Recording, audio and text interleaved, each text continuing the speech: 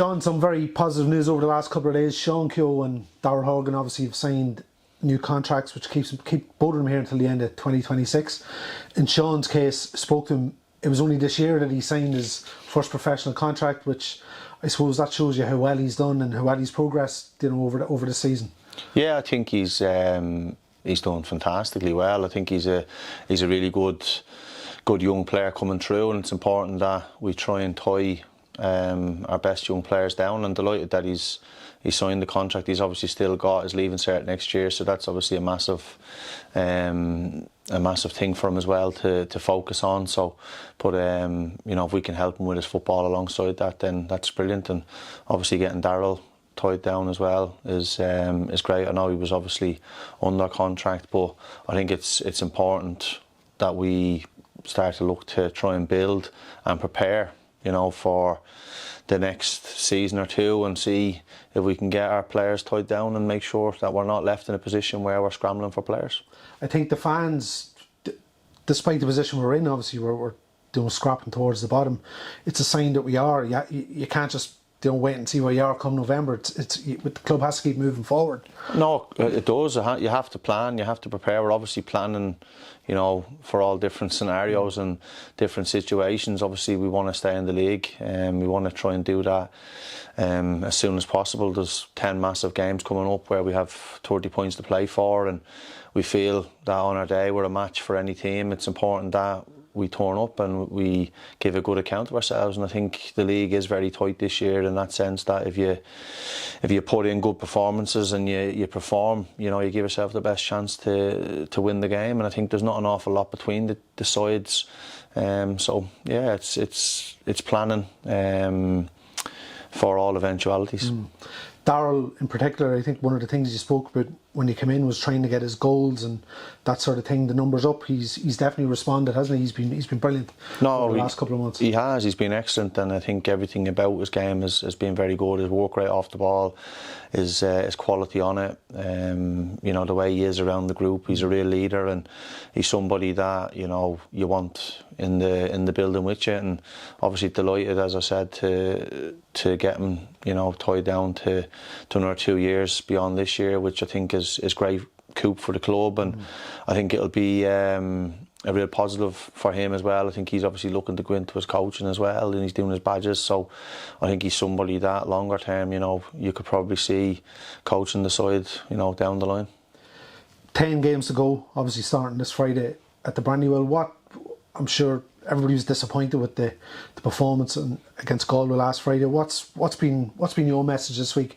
Is it one of those where you give them a bit of a rollicking, or do you know the players know themselves that they didn't do themselves justice against Galway? Yeah, I think against Galway, I think, you know, we kind of rode out the first 10 minutes where we knew that's what they were going to do. They chuck the ball on top of you, you make you defend, and I thought we managed that and dealt with it relatively well. And then I thought for the kind of, you know, the latter stages of the first half, should I say, we were well in the game, and we for whatever reason we didn't come out. You know, I think we had a couple of errors in the build up to the first goal that could have been prevented, and, you know, obviously gave them a big lift, and it knocked us a little bit, and we didn't respond well to that. And it's about, you know, trying to keep focus and keep the heads in them moments. And you're going to have disappointment in football. You're going to make mistakes, and it's how you respond to it and how you react to it. And obviously we let ourselves down on Friday, and we know that. And I think and that's everybody. That's myself included. You know, it's not just the players. So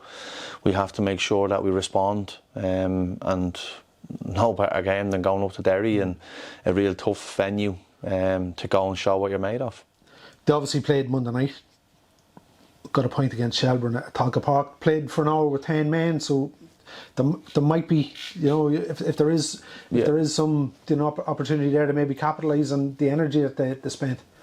Yeah, well, I think, you know, they had to put a lot into the game, and I think for the first 30-35 minutes they were very good, and they had probably the better chances in the game. And you know, obviously the red card then obviously knocks them a little bit, but I thought they defended really well and stood up to Shelbourne's attacking play and defended the box really well, and, you know, got a good point, I suppose. And they'll be looking, obviously they're fighting at the different end of the table to us, they'll be looking to try and get 3 points and try and, you know, make sure they don't lose any ground on the teams around them. But, you know, the 3 points are massive for us as well, and we're certainly going up there to try and take 3 points. And as you said, they've had 60 minutes or so with 10 men, so it is important that we start at a high tempo and we try and play on that and try and make them feel that. It's a big pitch up there as well, which, you know, when you look at the last 10-15 minutes in Daly met a couple of weeks ago, we've the players who sort of can exploit that sort of space. Yeah, we have, and I think you know, that's one thing we have in abundance is kind of pace in the forward areas and the wide areas, and it's we have plenty of options there, and it's trying to make sure that you're in the game, that you can exploit that late on. But I think, and as I said, I'm always confident that obviously we're over the disappointment now of Galway. We're fully focused on Derry and preparing for that and making sure that we go up there and give ourselves the best chance of getting the 3 points, whether that's, you know, early on in the game or late in the game with, you know, good attacking players coming on to try and create late on in the game for us. Obviously there's a break after that where the FA Cup comes in. That come nearly at a good time for the likes of Dara Keane. Maybe you could, you know, the fact there's no game that week might sort of bring him into the reckoning when we come back after that. Yeah, he's not a million miles away, which is great.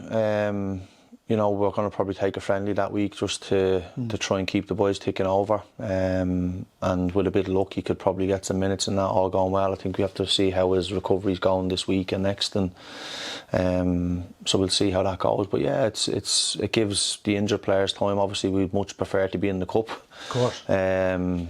You know, but unfortunately we're not, so we have to try and make the most of the time we have available to ourselves. So yeah, so we'll have a friendly game, and then we'll have a day probably together where we'll do something as well, just to, with plenty of new bodies in the building, that we'll try and do something that, you know, can maybe a team bonding day that we can go out and, you know, do something together. How important is that, John? Because as you say, it's you know, there's been so many new faces to come in, and they're thrown straight into the deep end. A lot of lads probably don't know each other too well off the field, as opposed to sort of they've been building a relationship on it.